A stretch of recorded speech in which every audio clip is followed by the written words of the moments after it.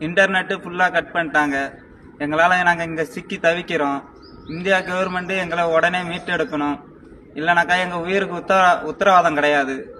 எங்கள் உயிர் எங்கள் பொண்டாட்டி பிள்ளைங்களாம் ரொம்ப அழுகிட்டு இருக்காங்க, ஏங்கி தவிக்கிறாங்க. எங்களை எப்படியாவது இந்தியாவுக்கு மீட்டு எடுக்கணும். நேற்று முதற்கொண்டு பக்கத்தில் இருக்க ஏரியாவில் துப்பாக்கி சூடு நடந்திருக்கு. பக்கத்தில் 3 கிலோமீட்டரில் பாம்பு போட்டு ரொம்ப பயமாக இருக்குது. எங்கேயுமே வெளியே போக முடியல. சாப்பாடு கிடையாது, எதுவுமே கிடையாது. இருக்கிறத வச்சு தான் கொஞ்சம் கொஞ்சம் ஆளுக்கு கொஞ்சம் கொஞ்சம் சாப்பிட்டுட்டு இப்படியே போயிட்டுருக்கோம். எழுந்தி கூட வெளில நடமாட முடியாது. எங்களை எப்படியாவது எவ்வளோ சீக்கிரம் மீட்டெடுக்க முடியுமோ இந்தியா கவர்மெண்ட்டு எங்களை மீட்டெடுக்கணும்.